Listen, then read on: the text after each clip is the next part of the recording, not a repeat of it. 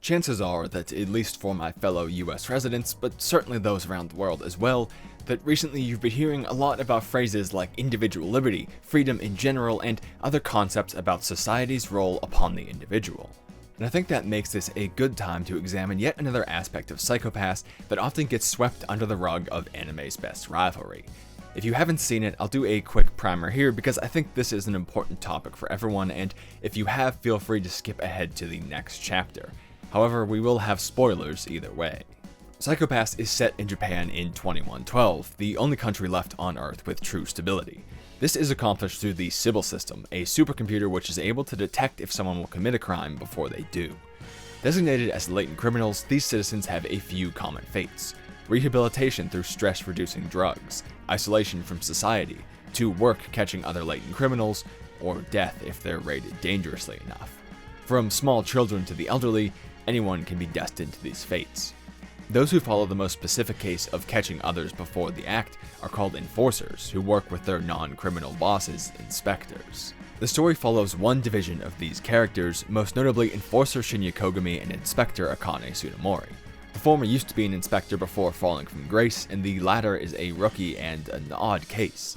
Sibyl doesn't just catch criminals, it also determines aptitudes, placing people in jobs they're best fit for, as well as making many other choices for its citizens. Akane, however, had every aptitude, making her a rare case of freedom to choose her purpose. One other character gets this chance, Shogo Makishima, a criminally asymptomatic man. This means he's able to perform any act, no matter how criminal, and never be recognized by the system's calculations as breaking the law. He uses this to poke holes in the fragile society Sibyl has crafted, seeking a world where true free will can exist. He and Kogami form a deep rivalry around their pasts, and he and Akane one based on their views of society, leading to a three-way war. One man trying to destroy society, a woman who seeks to protect it, and one more who discards it all. And behind all of that, the true nature of the Sibyl System is slowly revealed. Now, this was a super brief overview of an amazing story, so if this interested you at all, I encourage you to watch it. Now, before we begin, I want to state that this is what I'm reading from the anime, not my own opinion of society and individualism. I'll express that as a point later on. So in our discussion of freedom, as proposed by Psycho-Pass and read through my lens, I want to introduce a scale here with two axes. One which shows the size of the governing system, and one which shows its focus on the individual or on society. Now, I'll be labeling some sections with real-world political philosophies, but I'm by no means a political scientist, so keep in mind they're approximations based on some generalizations and shouldn't be taken as exact. Also, you hear me say left and right in reference to this chart, which doesn't carry with it the same political implications those terms usually do. Here, they are simply literal directions. Now, to kick off our discussion, let's look at the top left of our diagram, a large system with a focus on society over the individual. At its extreme, this would be a hive mind. Due to strict laws bound to the fabric of society, there would be no free will. Any and every decision would be made for the best of society, following complete equity. Every single person would have the same number of things, the same number of friends, the same responsibilities, work, and so on. Society would become entirely homogeneous. Now, if we move further down and to the right a bit, we have the Sibyl System. Now, some may argue, based on its own motivation to be godlike and its imperfections, that it's more geared for the lower left, a more authoritarian state. I think that's partially true, so let's make a distinction. The criminally asymptomatic who make up the mind of Sibyl, and the policies which the system enacts.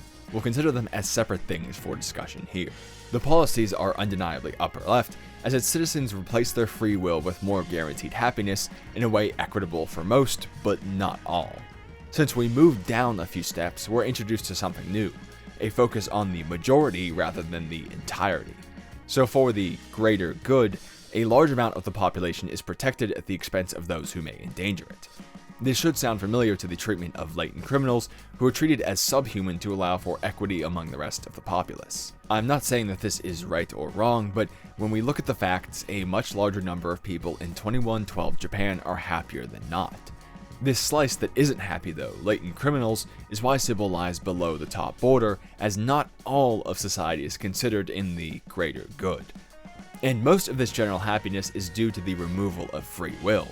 Now that begs the question, what is free will? Now, will is defined as the faculty by which a person decides on and initiates action. So, boiled down, free will is the ability to attempt an action. You decide on what you want to do and then begin the process of doing it.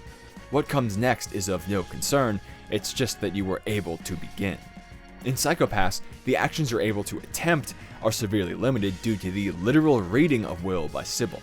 Some actions slip through the cracks, like Masatake's murders, Rikika Orio's art, or Senguchi's hunting.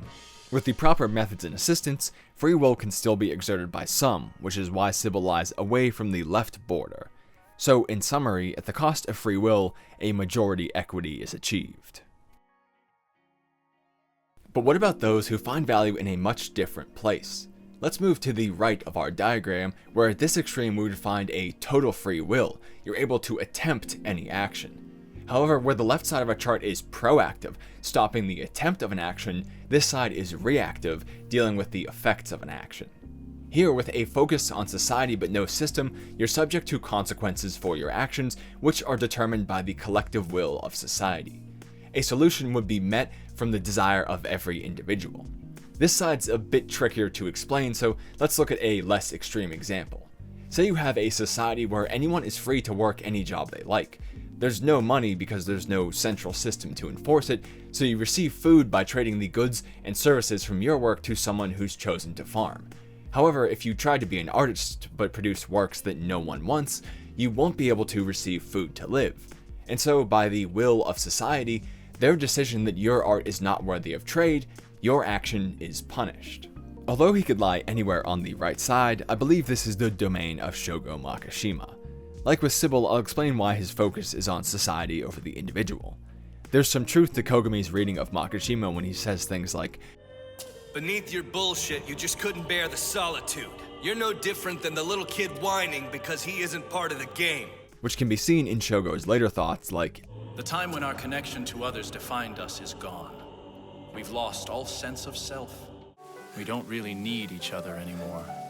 Any relationship can be replaced with a simple search and a click." Also, when Sibyl reveals itself to be more authoritarian, that is large individual focused, rather than collective, which is large societally focused, he takes the same issue with it. So he doesn't care if free will is being limited by a greater good or by a single will, he just cares that it's being limited.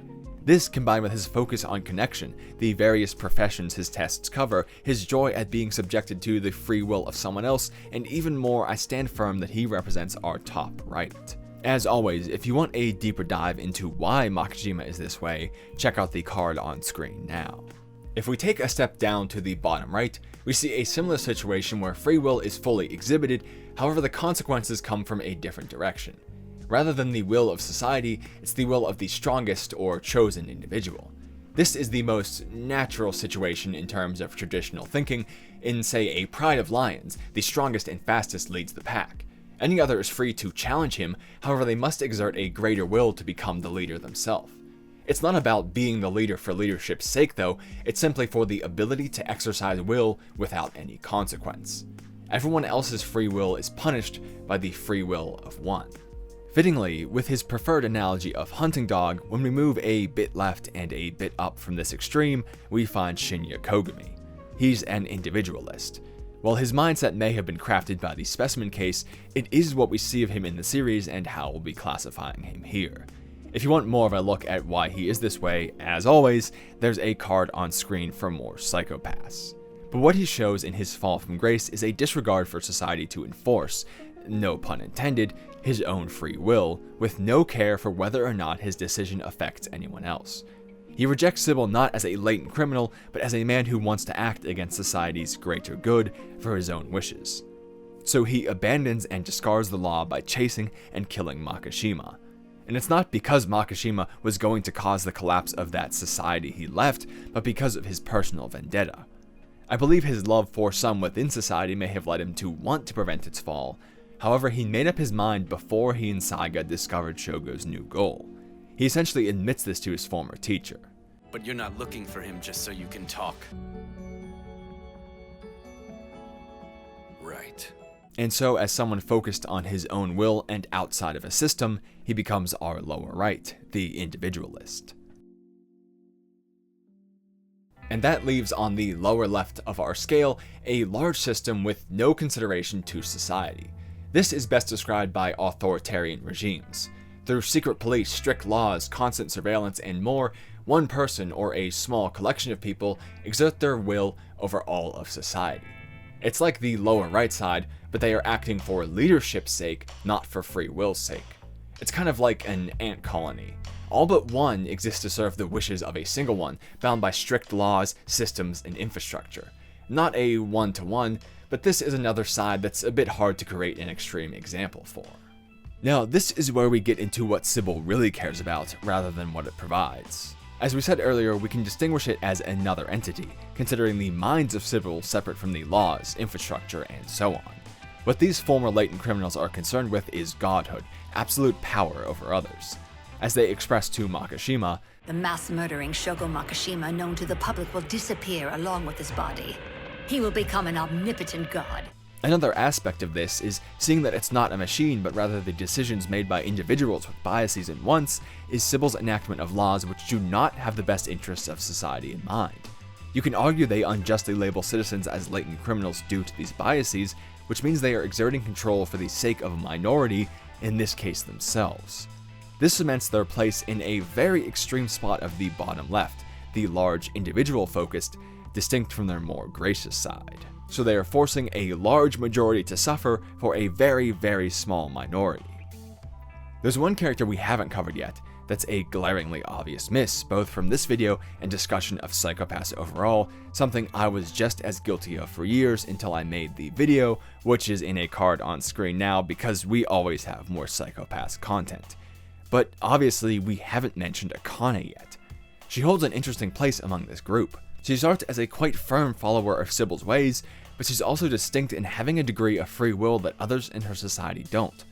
As the plot rolls along, she comes to understand that this higher degree of free will is what allows her to be a strong person and places value in it. As she says to the memory of Kagari, "I feel like maybe it's a blessing and a luxury for me to be able to worry about having so many opportunities." And as the series progresses, certainly after she sees the true form of this world's god, she becomes opposed to the Sibyl System. However, she understands its importance to the stability of society and a working order, and thus leaves it intact. This places her obviously further right on our scale than the Oracle, but we can't stop there. At the same time as she subtly goes against the gracious side of Sybil, and forcefully against the true form of Sybil, she refutes both Kogami and Makishima as well. While she may afford more care to Kogami, the end goal she has for them is the same: to return them to society and allow them to face the consequences determined by a mixture of both Sybil and those who utilize its judgments. She's for society, but with her degree of free will rather than the normal one, against anyone seeking to become a god of excessive law, and also opposed to those who discard systems entirely for unadulterated free will. We can only place this unique mixture in one spot, the dead middle of our chart, and the implications of this tiny dot are massive. To see why though, it's important that we cover her speech from the final episode of Season 1. To summarize the key points under copyright bots, The law doesn't protect people. People protect the law. Humans have always fought against evil and sought out a righteous way of living as a group. The accumulation of society's feelings are the law.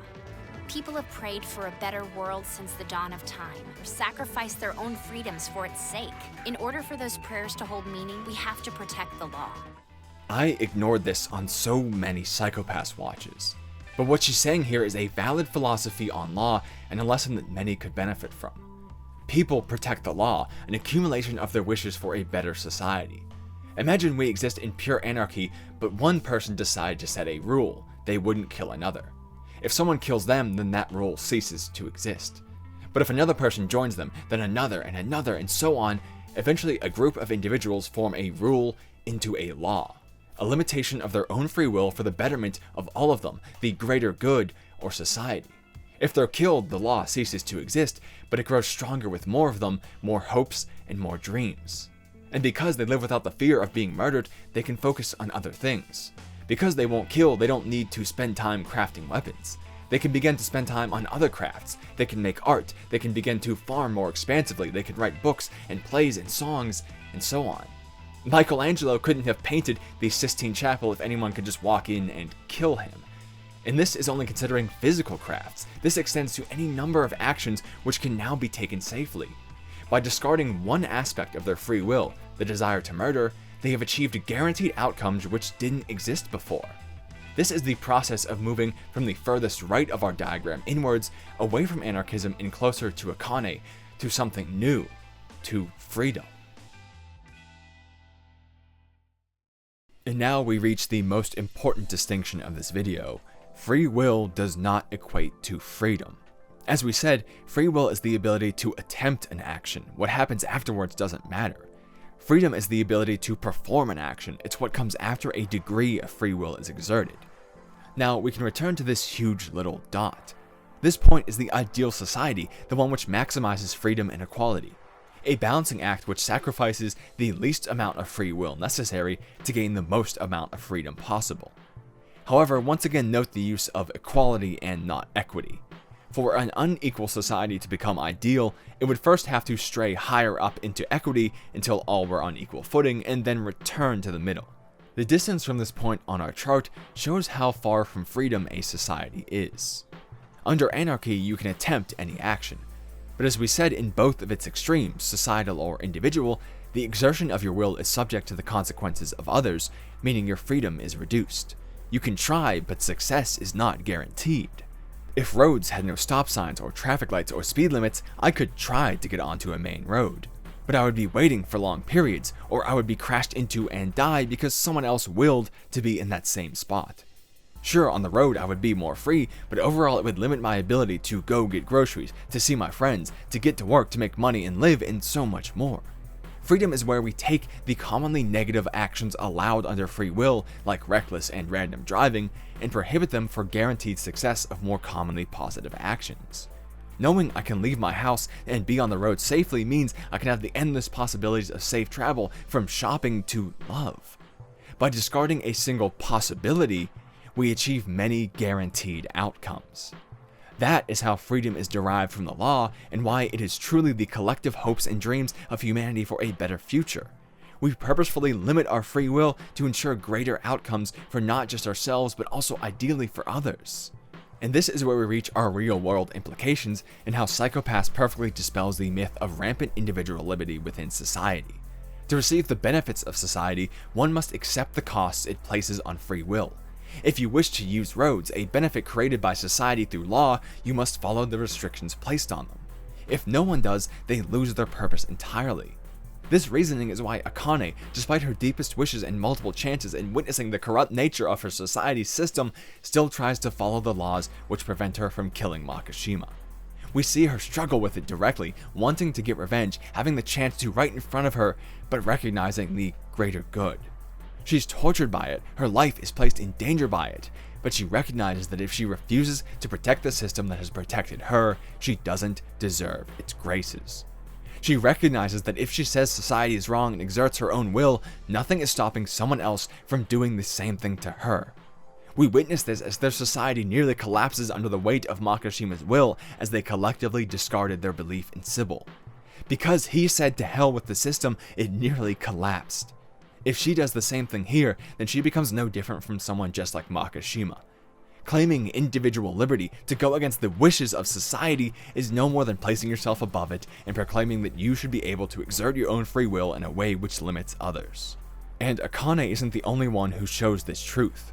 Kogami, a man who does the near opposite to her and enforces his own desires, is also perfectly exemplary of the cost of society. Because he, the individualist, had decided to go against it, he also decided he would pay the cost, discarding it. He exits their society to be in a place where he's free to do as he wishes, and there he kills Shogo Makishima. He gains that free will that society lacks because he exits society, and he can rightfully exert it on Makishima because he had made the same choice. And they each respectively pay the cost for this. Kogami can't be with his friends. He can't figure out this new potential love. He can never pass on his lineage safely. Makishima dies, a simple toll of the free will exhibited by someone else, unrestricted by law. By gaining free will, he lost all of his freedom to a definite end. This is the cost of individual liberty. If you decide that your free will is greater than the limitations society places in the name of greater good, then you must also decide that its benefits need not apply to you, and accept that you are subject to the same kind of free will from others. It's a cost for benefits. You can't have one without the other, and every character in this discussion is perfectly exemplary of this. Now, because of Makishima and Kogami, we were focused on the right side of our chart, the side which concerns anarchy, of which individual liberty is a form of. However, it's apparent that the other side has just as much room for the theft of freedom. Sibyl makes that clear in its corruption. As we move further left, free will is reduced in exchange for things like safety. The members of society that safety applies to depend on the height, but it's the simplest example, and you could argue the same thing for free will on the right side of our chart. So what's important is that distinct aspects are exchanged between right and left, yet freedom is still reduced either way. It's just as true that someone crying for the collective can limit freedom in the same way as someone crying for individual liberty. This is essentially what Sibyl does in trying to attain an authoritarian offshoot called godhood, enacting laws against the best interest of the collective, and in its other form, by reducing its citizens' choices to the point they become mere husks. That's why throughout my entire script, I have written the words greater good in quotes, because we need to address the fact that this discussion has been rooted in assumed goodwill. When they meet to cap off the season, Akane chastises Sibyl, saying, An agreement we all make with each other in the hope of a better life. Enforcing laws unworthy of protection is a betrayal of that pact. It's true that laws can be made which create more harm than good, those which offer no benefit to anyone but limit a specific group nonetheless. Akane, in recognizing this, goes against Sibyl at times, acting against the law physically, but not in reality. The law, as a collection of humanity's wish for a better future, does not exist in unjust penalties. In cases where the name of law is being invoked in a bastardized falsehood, we have to act against it to protect the real law. We see her do this, saving Kogami from the clutches of a desperate Sibyl. She's not following false laws, only those which are real and those which serve to prevent a worse fate. These acts become a cost-benefit of their own, and something which is deserving of an entire separate video just as long as this one. So for that, I'll leave you in the care of some more videos linked in the pinned comment, which discuss different philosophies about the law and civil disobedience. Moving on to a similar point addressed directly in the anime, what's best for all of society, even if a just law, may not be what's best for humanity. What if Sibyl was more extreme? What if it could read us down to our very cores, and it could tell us who our best friends were, who we would love the most, how many kids we should have with that person, what we wanted to eat for every meal, and more. It could make us endlessly happy, but remove any and all choice from life. That would lie in the extremes. And what if it decided that the easiest way to accomplish this maximum happiness was to make us all the same, so that everything that was the most happy for one person was just as good for another? And so it decrees that we all must be the same, and we essentially reach the hive mind. Excessive law, even in good intention, can be just as bad as anything else. That's why each side equally removes freedom here, and why the perfect balance between aspects is the true point of freedom. I was tempted to place the point of true freedom higher on this scale. Despite everything I just said, I was tempted to, because I lie somewhere in the top left. If sacrificing some of my free will creates an equitable world, then take it. If sacrificing even some of my freedom ensures the safety of those who need it, then to a reasonable degree, take it. I believe that is ideal and moral. I believe that if society must be inequitable as we keep it, those with have a duty to those without. This moves us up and left. However, it is true that the more and more choice is removed, the less and less human we feel. We all recognize this as Makishima's main point and the driving force for his anarchism. And I agree. I think choices need to be made to be human. We should all do, to a more reasonable extent, what he did and agonize over ourselves. We should test the world and see where we lie in it, what we believe, and draw our own conclusions based on introspection and deep thought about the world and ourselves. That's why I make these videos, because to me this isn't philosophy or politics, even though it falls under those labels. It's human. It's part of what gives us value. In a sense, it's a soul that we make for ourselves, something that isn't physical but represents our deepest beliefs and who we are. And that, a reasonable Makishima who agonizes over themselves. That is Akane. She says directly she thinks the point was to agonize over it. And that idea of crafting something abstract within ourselves, that is just our individual contribution to her ideal society, the balance of free will and freedom we accept and fight for and find ourselves in. I kept that dot in the middle because one of the most well-crafted stories with one of the strongest characters of all time convinced me to. Psycho-Pass changed my mind. And I hope I was able to do something similar here today, whether a change of mind, introspection, contemplation, or anything like that. Like I always say, that's one of the most important parts of these videos is encouraging thought and, in a sense, living up to that professor label that I chose randomly one day. Because I want to do what Psycho-Pass did. Again, I hope some of that was able to be achieved here today. Anyway, I won't spoil this video by doing a bunch of long-winded outro stuff at the end. I'll just say there's some important links in the description, or in the top comment. Most importantly, our Patreon, where you can support us like these wonderful people on screen right now. Anyway, more videos on screen. Subscribe if you want more, and I hope that I'll see you again soon.